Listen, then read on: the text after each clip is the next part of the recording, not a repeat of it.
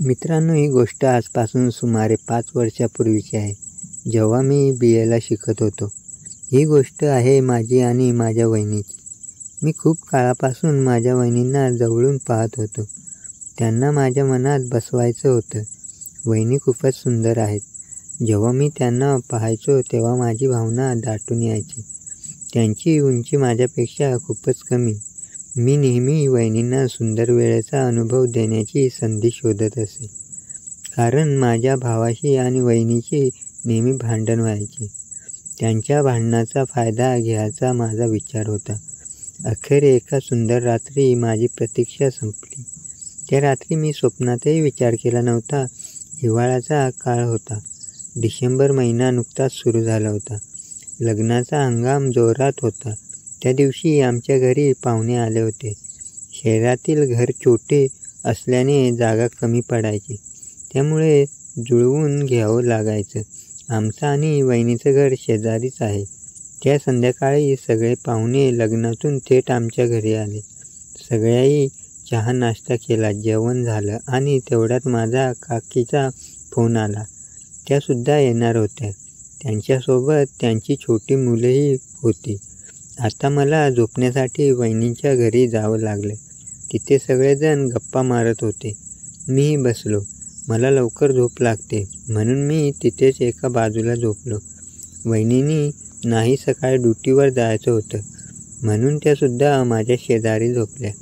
मी आणि वहिनी एकाच रजाईत झोपलो होतो. रात्री माझी झोप उघडली आणि माझे डोळे आश्चर्याने विस्फारले. वहिनी झोपल्या होत्या आणि त्यांची व्यक्तिमत्व बाहेर आलेले मला स्पष्ट दिसत होते. हे पाहून माझी भावना दाटून आली. मी रजाई परत त्यांच्यावर टाकली आणि काही वेळ तसंच पडून राहिलो. पण त्यांच्याकडून काही हालचाल झाली नाही. माझी हिंमत वाढली आणि मी हळूहळू त्यांच्या व्यक्तिमत्वाचा हाताने सुंदर अनुभव घेऊ लागलो. माझी धडधड वाढली. घाम येऊ लागला. मला भीतीही वाटत होती की कुठे थप्पड तर पडणार नाही ना. पण मी सुंदर अनुभव घेत राहिलो. अचानक वहिनींनी करवट घेतली. मी घाबरलो की कुठे जाग्या तर झाल्या नाहीत ना. पण मी तसाच पडून राहिलो. 5 मिनिटांनंतर मी वहिनींना मिठी मारली. त्या आणखी जवळ सरकल्या आणि माझी भावना त्यांच्या अस्तित्वाला लागायला लागली. काही क्षणानंतर त्यांनी पुन्हा करवट घेतली. तो क्षण माझ्या आयुष्यातला सर्वात सुंदर क्षण होता. मी हळूच त्यांना पप्पी दिली. काही वेळ आम्ही तसेच पडून राहिलो. वहिनी झोपेचं नाटक करत होत्या. माझी हिंमत वाढत होती. मी त्यांचे जीवनाचे दार मोकळे करण्याचा प्रयत्न केला. पण ते मोकळे झाले नाही. वहिनीने झोपेचं नाटक करत खाजवण्याच्या बहाण्याने जीवनाचे दार मोकळे केले. मग मी बोटाने त्यांच्या जीवनाला सुंदर अनुभव देऊ लागलो. काही वेळातच त्यांनी जीवनात रंग भरला. मग त्या उठून बाथरूमला गेल्या. मी वेळ पाहिली तर पहाटे 4:30 वाजले होते. आता मला काळजी होती की पुढचं कसं होणार. मी तसाच पडून राहिलो. म्हणजे कदाचित वहिनी परत येतील. पण खूप वेळ झाला. मलाही बाथरूम आल्यासारखं वाटलं आणि मी घाबरत वर गेलो. वहिनी बाहेर बसल्या होत्या. त्यांनी गिझर लावलं होतं. मी बाथरूमसाठी आत गेलो. बाथरूम करत असताना वहिनी आल्या आणि त्यांनी माझी भावना पकडली. मी घाबरल्याचं नाटक केलं आणि म्हणालो, वहिनी हे काय करताय? सोडा ना. सकाळी तर मुलाची भावना दाटून आलेलीच असते. वहिनींनी माझ्या भावनेला हाताने सुंदर अनुभव द्यायला सुरुवात केली. माझी अवस्था खराब झाली. वहिनी म्हणाल्या, साला हरामखोर, सारी रात्र झोपू दिलं नाहीस. माझ्या जीवनात आग लावलीस. आता कोण याला शांत करणार? हे ऐकून मी गप्प उभा राहिलो. वहिनी खाली बसल्या आणि त्यांनी माझ्या भावनेवर गरम पाणी टाकून त्याला तोंडाने सुंदर अनुभव द्यायला सुरुवात केली. मी तर जणू स्वर्गात पोहोचलो आणि लवकरच त्यांच्या तोंडावर रंगाच्या पिचकाऱ्या सोडल्या. वहिनी म्हणाल्या, लवकर जा आणि जिन्याचा दरवाजा लावून ये. कुणी वर येऊ नये. मी मनातून खुश होतो. पटकन दरवाजा लावून परत आलो. बाथरूममध्ये गेल्यावर पाहिलं वहिनी मोकळ्या उभ्या होत्या. वहिनी म्हणाल्या, चल आता माझ्या जीवनाचा तोंडाने सुंदर अनुभव घे. खाली बस. मी खाली बसलो आणि त्यांना तोंडाने जीवनाचा सुंदर अनुभव देऊ लागलो. वहिनींनी पुन्हा जीवनातून रंग सोडला. मग त्यांनी मला खाली जायला सांगितलं. मी हट्ट केला. मला तुम्हाला सुंदर वेळेचा अनुभव द्यायचा आहे, पण त्यांनी नकार दिला. माझं डोकं खराब झालं. मी उदास झालो. तेव्हा वहिनीने माझ्या भावनेला पप्पी दिली आणि म्हणाल्या, कुणी वर येईल, हे पुन्हा कधीतरी करू. मी उदास मनाने जीवनाची पप्पी घेतली. वहिनी हसल्या. मी खाली आलो. दुसऱ्या रात्री चमत्कार झाला. भाऊंना बाहेर लग्नाला जायचं होतं. वहिनीने तब्येतीचं कारण सांगून टाळलं आणि माझी काळजी घ्यावी म्हणून मला बोलवलं. रात्री 10 वाजता वहिनीने दरवाजा बंद करण्याचा आदेश दिला आणि स्वतः मोकळे होऊन रजाईत शिरल्या. मी दरवाजे बंद करताना पाहिलं, वहिनी आज सुंदर वेळेचा अनुभव घेण्याच्या मूडमध्ये होत्या. मी पण मोकळा होऊन रजाईत शिरलो आणि त्यांच्या जीवनात भावना टाकून सुंदर वेळेचा अनुभव घ्यायला सुरुवात केली. मी सलग 20 मिनिटांनंतर मी म्हणालो, आता माझ्या भावनेतून रंग येणार आहे. रंग कुठे सोडू? मग त्या म्हणाल्या, माझ्या जीवनातच रंग भर. मग मी जीवनातच रंगाच्या 5-6 पिचकाऱ्या सोडल्या. आम्ही दोघे थकून लेटलो. मग वहिनी हसून म्हणाल्या, अरे तुला भूक लागली आहे ना रे? मी हसून म्हणालो, हो वहिनी, अगदी पोटात कावळे ओरडत आहे. वहिनी म्हणाल्या, थांब, मी काहीतरी ऑनलाईन मागवते. त्यांनी मोबाईल काढला आणि स्विगीवरून खाण्याच्या काही वस्तू ऑर्डर केल्या. 15-20 मिनिटात स्विगीचा डिलिव्हरी बॉय आला. त्याने पाकीट दिलं आणि आम्ही दोघांनी एकत्र बसून जेवायला सुरुवात केली. पोट भरल्यावर मला पुन्हा ताकद आली. मी हसत म्हणालो, वहिनी, अजून एकदा तुम्हाला सुंदर वेळेचा अनुभव देऊ का? वहिनी लगेच म्हणाल्या, अरे नको रे, आता कुणीतरी येईल, कधीतरी नंतर घेऊया. आता तर खूप उशीर झाले आणि समजा कोण आलं तर अवघड होईल. मी हसून म्हणालो, ठीक आहे वहिनी, तुमची इच्छा. आणि त्यांच्या डोळ्यात एक वेगळीच चमक दिसत होती. माझं मन अजूनही त्या रात्रीच्या सुंदर क्षणामध्ये रममाण होतं, पण कुठेतरी एक अस्वस्थता होती. मला वाटत होतं की ही रात्र काहीतरी अनपेक्षित घडवणार आहे. वहिनी अचानक उठल्या आणि त्यांनी मोबाईल हातात घेतला. थांब, मी एकदा मेसेज चेक करते, त्या म्हणाल्या आणि त्यांचा चेहरा गंभीर झाला. मी विचारलं, वहिनी काय झालं? कोणाचा मेसेज आलाय? त्यांनी माझ्याकडे एक कटाक्ष टाकला आणि म्हणाल्या, काही नाही, असंच ऑफिसचं काम आहे. पण त्याच्या आवाजात एक लपलेलं रहस्य होतं. तसं काही त्या मला सांगत नव्हत्या. मी हसत म्हणालो, वहिनी, तुम्ही मला काहीतरी लपवताय. त्या हसल्या आणि म्हणाल्या, अरे तुझं डोकं खूप चालतं, काही नाही, झोप आता. पण त्यांनी मोबाईल बाजूला ठेवला आणि रजाईत पुन्हा शिरल्या. मीही काही बोललो नाही, पण माझ्या मनात विचाराचं कुहूर माजलं होतं. कुणाचा मेसेज असावा? भाऊचा की कुणाचा? रात्री 1 वाजले होते. घरात शांतता पसरली होती. फक्त बाहेरून येणाऱ्या थंड हवेचा आवाज आणि रस्त्यावरून जाणाऱ्या गाड्याचा मंद गोंगाट ऐकू येत होता. मी वहिनीच्या शेजारी पडलो होतो, पण माझी झोप उडाली होती. त्या रात्रीच्या घटनांनी माझं मन अस्थिर केलं होतं. वहिनी झोपेचं नाटक करत होत्या, पण मला जाणवत होतं की त्याही काहीतरी विचार करत होत्या. मागच्या बाजूने काहीतरी आवाज. अचानक मला घराच्या खटखट जणू आल्यासारखं वाटलं. कुणीतरी हळूच दार ठोठावत होतं. मी दचकलो. वहिनी, ऐकलत का? कुणीतरी दार ठोठावतंय. मी घाबरत म्हणालो. वहिनी डोळे उघडे आणि शांतपणे म्हणाले, अरे काही नाही, बाहेर वारा आहे, कदाचित झाडाची फांदी लागत असेल. पण त्यांच्या आवाजात एक विचित्र तणाव होता. मी उठलो आणि खिडकीजवळ गेलो. खिडकीच्या पडद्यामागून बाहेर पाहिलं, पण अंधारात काही दिसत नव्हतं. माझी धडधड वाढली. वहिनी, मी जाऊन बघतो, मी विचारलं. त्या लगेच ओरडल्या, नको, तिथेच थांब. त्यांचा आवाज इतका ठाम होता की मी थबकलो. वहिनींना असं का वाटतंय? माझ्या मनात शंका निर्माण झाली. काही मिनिटं शांततेत गेली. पुन्हा रजाईत शिरलो. पण माझं लक्ष दाराकडे लागलं होतं. तेवढ्यात पुन्हा एकदा खटखट आवाज आला, यावेळी थोडा जोरात. मी वहिनींकडे पाहिलं. त्यांनी मला हाताने इशारा केला की शांत राहा. त्यांनी हळूच मोबाईल उचलला आणि कुणाला तरी मेसेज टाईप करायला सुरुवात केली. मला काहीच कळत नव्हतं. वहिनी काय लपवतायत? अचानक दारावर जोरात ठोठाव झाली. धडधड. मी घाबरलो आणि वहिनींनीही दचकून मोबाईल खाली पाडला. कोण आहे? मी हळूच विचारलं. वहिनींनी माझ्याकडे पाहिलं आणि म्हणाल्या, तू इथेच थांब, मी बघते. त्या उठल्या आणि त्या दाराकडे गेल्या, पण त्यांनी दार उघडलं नाही. त्यांनी फक्त कान लावून बाहेरचा आवाज ऐकण्याचा प्रयत्न केला. वहिनी, काय चाललंय सांगा ना, मी पुटपुटलो. त्या मागे वळल्या आणि म्हणाल्या, काही नाही, तुझ्या भावाचा मित्र आहे, तो कदाचित काहीतरी कामासाठी आला असेल. डोळ्यात भीती दिसत होती, पण त्याच्या भावाचा मित्र ह्यावेळी माझ्या मनात शंका वाढत चालली होती. वहिनींनी दार उघडलं. बाहेर एक उंच काळ्या कपड्यामधला माणूस उभा होता.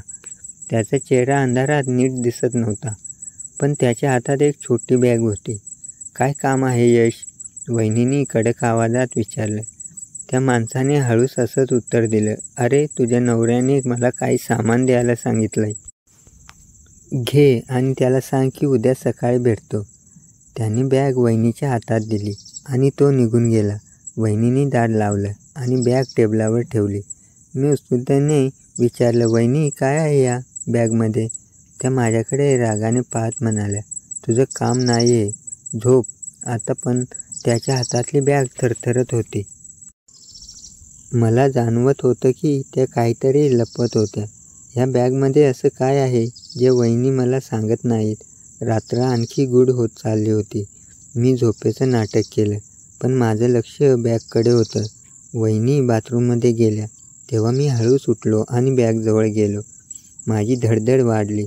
जर वहिनींनी पाहिलं तर काय होईल? पण माझ्या उत्सुकतेने मला थांबवलं नाही. मी बॅग उघडली. आतमध्ये काही कागद, एक छोटी डायरी आणि एक लहान डबा होता. मी डायरी उघडली. त्यात काही नाव आणि काही आकड्याची यादी होती. काही नावापुढे पैसे दिले आणि पैसे घेतले असं लिहिलं होतं. माझ्या डोक्यात विचाराचं वादळ सुरू झालं. आणि वहिनी कशात अडकलेत? हे काय आहे? पाहू, मी डबा त्याच्या उघडला आणि त्यात एक चमकणारी वस्तू दिसली. एक सोन्याचा दागिना. खाली एक चिठ्ठी होती ज्यावर लिहिलं होतं, हे उद्या सकाळी त्याला दे आणि सावध राहा. मी डबा बंद केला आणि बॅग तशीच ठेवली. वहिनी बाथरूममधून बाहेर आल्या. तू काय करतोयस? त्यांनी कडक आवाजात विचारलं. मी घाबरलो आणि म्हणालो, काही नाही, पाणी प्यायला उठलो. पण त्याच्या डोळ्यात शंका दिसत होती. जा झोप, त्या म्हणाल्या आणि बॅग त्याच्या खोलीत घेऊन गेल्या. सकाळी सूर्य उगवला, पण माझ्या मनात अंधारच होता. वहिनी लवकर उठल्या आणि त्यांनी मला चहा दिला. आज तुझा भाऊ येणार आहे, तू तयार हो आणि जास्त प्रश्न विचारू नकोस, त्या म्हणाल्या. मी होकारार्थी मान हलवली, पण माझ्या डोक्यात प्रश्नाचा जाळ विणलं जात होतं. भाऊ काय लपवतायत? आणि वहिनी काय इतक्या घाबरल्यात दिसतायत? भाऊ घरी आले. दुपारी त्यांचा चेहरा थकलेला दिसत होता. आणि त्यांनी वहिनींना पाहताच विचारलं, यश आला होता का? वहिनींनी होकार दिला आणि बॅग त्यांना दिली. भाऊनी बॅग उघडली आणि आतलं सामान पाहिलं. त्यांनी माझ्याकडे एक कटाश टाकला आणि म्हणाले, तू इथे काय करतोयस? मी हसत म्हणालो, अरे भाऊ, वहिनीची काळजी घ्यायला आलो. पण भाऊच्या डोळ्यात एक विचित्र चमक होती. संध्याकाळी भाऊ आणि वहिनी खोलीत गेले आणि त्यांनी दार लावून घेतलं. मी बाहेर बसलो होतो, पण मला त्यांचं बोलणं ऐकू येत होतं. तुला सांगितलं होतं ना, सावध राहा, भाऊ ओरडले. वहिनी म्हणाल्या, मी काय करू? तो रात्री अचानक आला, मला काहीच कळत नव्हतं. कोण रात्री आलं? यश की आणखी कोण? त्या रात्री जेव्हा सगळं शांत झालं, मी माझ्या खोलीत पडलो होतो. माझं मन अजूनही त्या बॅग आणि डायरीतल्या नावामध्ये अडकलं होतं. अचानक माझ्या मोबाईलवर एक अनोळखी नंबरवरून मेसेज आला. त्यात लिहिलं होतं, तू जास्त शहाणपणा करू नकोस. तुझ्या भावाच्या गुपिताची किंमत तुला माहीत आहे का? मी घाबरलो. मेसेज कोणी पाठवला आणि मला याबद्दल का सांगत आहेत? माझ्या हातातला मोबाईल थरथरत होता. मी वहिनींना सांगावं का याचा विचार करत होतो. पण तेवढ्यातच घराच्या मागच्या दारावर पुन्हा एकदा खटखट आवाज आला. मी हळूच उठलो आणि खिडकीजवळ गेलो. बाहेर अंधारात एक सावली दिसली, जी हळूहळू घराच्या मागच्या बाजूला गेली. कोण आहे हे? आणि यालाच काय हवंय? माझी धडधड वाढली. मी वहिनींना जागं करायचं ठरवलं. पण त्या खोलीत नव्हत्या. वहिनी कुठे गेल्या? माझ्या डोक्यात प्रश्नाचं वादळ उठलं. तेवढ्यात मला भाऊच्या खोलीतून एक मंद आवाज आला, जणू कोणीतरी हळूच बोलतंय. मी कान लावून ऐकायचा प्रयत्न केला, पण शब्द नीट ऐकू येतच नव्हते. फक्त एक वाक्य स्पष्ट ऐकू आलं, जर त्याला कळलं तर सगळं संपेल. कोणाला कळलं आणि काय संपेल? माझं मन भीतीने आणि उत्सुकतेने भरलं होतं. मी दाराजवळ गेलो आणि हळूच दार उघडायचा प्रयत्न केला, पण तेवढ्यात मला मागून कोणाचा तरी हात माझ्या खांद्यावर जाणवला. मी घाबरून मागे वळलो. माझ्या खांद्यावरचा हात जड आणि थंड होता, जणू त्यात कोणती ऊब नव्हती. अंधारात मला कोण दिसत नव्हता, पण त्याच्या डोळ्यामधली चमक मला स्पष्ट जाणवत होती. मी कापऱ्या आवाजात विचारलं. माझा आवाज माझ्या घशात अडकला. शांत राहा, त्या व्यक्तीने हळूच पण ठाम आवाजात सांगितलं. त्याचा आवाज पुरुषाचा होता, पण तो भाऊचा नव्हता. मी एक पाऊल मागे घेतलं, पण माझ्या पायाला काहीतरी अडकलं आणि मी जवळजवळ पडलो. तो जास्त शहाणपणा करू नकोस, तो म्हणाला, आणि त्याने माझ्या हातात एक चिठ्ठी ठेवली.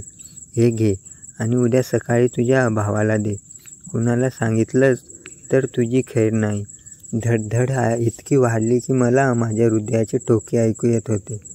मी चिठ्ठी हातात घेतली आणि त्या सावलीकडे पाहिलं, पण तोपर्यंत तो अंधारात गायब झाला होता. मी दाराजवळ उभा राहिलो. माझ्या हातातली चिठ्ठी थरथरत होती. ही चिठ्ठी काय आहे आणि हा माणूस कोण होता? हळूच माझ्या खोलीत परतलो आणि चिठ्ठी उघडली. त्यावर फक्त एकच वाक्य लिहिलं होतं, उद्या रात्री 1 वाजता जुन्या वखारीत भेट. माझ्या मनात प्रश्नाचा वादळ उठला. जुनी वखार तिथे काय आहे आणि भाऊ यात का अडकलेत? मी चिठ्ठी माझ्या खिशात लपवली आणि हृदयात शिरलो. पण झोप तर दूरची गोष्ट होती. सकाळी मी उठलो तेव्हा घरात एक विचित्र शांतता होती. वहिनी स्वयंपाकघरात होत्या, पण त्यांचा चेहरा उदास दिसत होता. मी त्यांना विचारलं, वहिनी काय झालं? तुम्ही ठीक आहात ना? त्या माझ्याकडे वळल्या आणि एक बनावट हसू देत म्हणाल्या, हो ठीक आहे, तू चहा घे. पण त्यांच्या डोळ्यात काल रात्रीची भीती अजूनही दिसत होती. मी चहाचा कप हातात घेतला आणि हळूच विचारलं, काल रात्री तुम्ही कुठे गेल्या होत्या? त्यांनी माझ्याकडे कटाक्ष टाकला आणि म्हणाल्या, तुला खूपच उत्सुकता आहे ना? मी फक्त पाणी प्यायला उठले होते. पण त्यांच्या आवाजात एक लपलेलं रहस्य होतं. वहिनी काहीतरी लपवतायत, पण काय? भाऊ सकाळी लवकरच बाहेर गेले होते. त्यांनी मला फक्त इतकंच सांगितलं की आज मला थोडं काम आहे, तू घरी राहा. मी होकार दिला, पण माझ्या मनात ती चिठ्ठी आणि काल रात्रीचा तो माणूस घोळत होता. मी ठरवलं की भाऊंना चिठ्ठी देण्याआधी मला काहीतरी करायला हवं. दुपारी वहिनींना ऑफिसला जायचं होतं. त्या निघाल्या तेव्हा मी त्यांच्या मागे गेलो. त्यांना कळू नये म्हणून मी थोडं अंतर ठेवलं. त्या एका गल्लीत शिरल्या, जिथे एक जुनं घर होतं. तिथे त्याने एका माणसाशी बोलायला सुरुवात केली. तो माणूस यशसारखा दिसत होता, पण मी दूर होतो, त्यामुळे नीट दिसलं नाही. त्यांनी एक लिफाफा दिला आणि परत फिरल्या. मी घाबरलो आणि पटकन घरी परतलो. वहिनी यशला का भेटल्या आणि त्या लिफाफ्यात काय होतं? माझ्या डोक्यात शंका वाढत चालली होती. रात्री भाऊ घरी परतले तेव्हा त्यांचा मूड खराब दिसत होता. त्यांनी वहिनीशी काही बोलणं केलं आणि मग ते दोघेही खोलीत गेले. मी माझ्या खोलीत बसलो आणि त्या चिठ्ठीकडे पाहत राहिलो. उद्या रात्री 1 वाजता जुन्या वखारीत. मला ठरवलं की मला तिथे जायचं आहे, पण एकट्याने जाणं धोक्याचं होतं. मी माझ्या मित्राला योगेशला फोन केला. योगेश, मला तुझी मदत हवी आहे. उद्या रात्री माझ्यासोबत एका ठिकाणी येशील का? योगेश माझा जिवलग मित्र होता आणि त्याला अशा सहज मजा यायची. त्याने लगेच होकार दिला. काय गडबड आहे सांग, तो हसत म्हणाला. मी त्याला सगळं सांगितलं, पण वहिनी आणि माझ्या गोष्टी गुप्त ठेवल्या. दुसऱ्या दिवशी रात्री मी आणि योगेश जुन्या वखारीकडे निघालो. वखार शहराच्या बाहेरील भागात होती, जिथे रात्री कोणी फिरकत नसे. रस्त्यावर फक्त मंद प्रकाश आणि अंधार होता. आम्ही वखारीजवळ पोहोचलो तेव्हा मला तिथे 2 गाड्या दिसल्या. माझी धडधड वाढली. योगेश सावध राहा, मी हळूच म्हणालो. आम्ही वखारीच्या मागच्या बाजूने आत शिरलो. तिथे काही माणसं बोलत होती. मी हळूच कान लावून ऐकायला लागलो. एक आवाज मला ओळखीचा वाटला. तो यशचा होता. सगळं ठीक आहे ना? ती बॅग कुठे आहे? तो म्हणाला. दुसऱ्या माणसाने उत्तर दिलं, हो, पण तुझ्या मित्राने जास्त तोंड उघडलं तर सगळं उद्ध्वस्त होईल. माझा भाऊ यात अडकलेला आहे. माझं डोकं गरगरायला लागलं. मी योगेशकडे पाहिलं. त्याचा चेहराही पांढरा पडला होता. तेवढ्यात आमच्या मागे काहीतरी हालचाल झाली. आम्ही वळलो आणि तिथे वहिनी उभ्या होत्या. वहिनी, तुम्ही इथे? मी थरथरत्या आवाजात विचारलं. त्या माझ्याकडे रागाने पाहत म्हणाल्या, तुला इथे यायला कोणी सांगितलं? योगेश मागे सरकला. पण मी हिम्मत करून म्हणालो, वहिनी सांगा, काय चाललंय? भाऊ कशात अडकलेत? वहिनीने एक दीर्घ श्वास घेतला आणि म्हणाल्या, तुला सगळं कळायला हवं, पण आता वेळ नाही. तू आणि तुझा मित्र इथून निघा. त्या बोलतच असतानाच वखारीच्या आतून एक जोरदार आवाज आला. धडाम. आम्ही सगळे दचकलो. मी वहिनींना विचारलं, हा आवाज काय होता? पण त्यांनी मला हाताने इशारा केला आणि म्हणाल्या, आत्ता गप्प बसा. त्या वखारीच्या आत गेल्या आणि मी आणि योगेश त्यांच्या मागे गेलो. आत अंधार होता, पण मंद प्रकाशात मला यश आणि आणखी एक माणूस दिसला. त्याच्या हातात काहीतरी चमकत होतं. पिस्तूल. वहिनी पळा, मी ओरडलो. पण त्या थांबल्या आणि यशकडे पाहत म्हणाल्या, यश, हे थांबव. तुझ्या मित्राला सांग, हे सगळं आता संपलं पाहिजे. यश असला आणि म्हणाला, तुला वाटतं हे इतकं सोपं आहे? तुझा नवरा आणि मी यात खूप खोलवर अडकलो. तेवढ्यात वखारीच्या बाहेर गाडीचा आवाज आला. मी आणि योगेश घाबरलो. आता कोण आलं? वहिनींनी माझ्याकडे पाहिलं आणि हळूच म्हणाल्या, तुम्ही दोघे इथून पळा, मी सांभाळते. पण मला त्या एकट्या सोडायच्या नव्हत्या. मी म्हणालो, वहिनी, मी तुम्हाला एकटं सोडणार नाही. त्या माझ्याकडे पाहून हसल्या आणि म्हणाल्या, तू खूप चांगला आहेस, पण हे तुझ्यासाठी नाही. त्या बोलत असतानाच वखारीत दार उघडलं आणि तिथे भाऊ उभे होते. आश्चर्याने ओरडलो, भाऊ! भाऊच्या हातात एक बॅग होती आणि त्यांच्या चेहऱ्यावर रागाने लाल झाला होता. यश, तू मला फसवलं. ते यशवर ओरडले. पिस्तूल भाऊवर रोखलं आणि म्हणाला, तू मला धोका दिलास. आता सगळं संपलं. मी आणि योगेश मागे सरकलो. वहिनी पुढे आल्या आणि म्हणाल्या, यश थांब, यात कुणाचा जीव जाण्याची गरज नाही. पण यशने त्यांच्याकडे पाहिलं आणि हसत म्हणाला, तुला वाटतंय मी हे सगळं असंच सोडणार? तेवढ्यात वखारीच्या बाहेर आणखी एक गाडी थांबली आणि तिथून एक माणूस खाली उतरला. त्याच्या हातात एक मोठा लोखंडी रॉड होता. तो जवळ आला आणि मला त्याच्या चेहऱ्यावर दिसला. तो त्या रात्रीचा तोच माणूस होता ज्याने मला चिठ्ठी दिली होती. मी वहिनींना विचारलं, कोण आहे हा? पण वहिनींनी फक्त इतकंच सांगितलं, हा सगळा बदलणार आहे. त्या माणसाने वखारीत प्रवेश केला आणि यशवर रॉड उगारला. धडाम. यश खाली पडला आणि पिस्तूल त्याच्या हातातून दूर फेकलं गेलं. भाऊ माझ्याकडे वळले आणि म्हणाले, तुला इथे यायला नको होतं. पण त्याचे शब्द मला ऐकूच आले नाहीत, कारण त्या माणसाने माझ्याकडे पाहिले आणि म्हणाला, तुझ्या भावाने आणि वहिनीने जे रहस्य लपवले ते आता उघड होणार आहे. काय रहस्य आणि आता काय होणार? माझं डोकं सुन्न झालं. वखारीच्या बाहेर आणखी काही सावल्या दिसू लागल्या आणि मला जाणवत होतं की हा सगळा खेळ अजून खूप मोठा आहे. मित्रांनो, पुढचा भाग पाहायचा असेल तर चॅनेलला सबस्क्राईब करा आणि बेल आयकॉनला ऑलवर सेट करून ठेवा. धन्यवाद.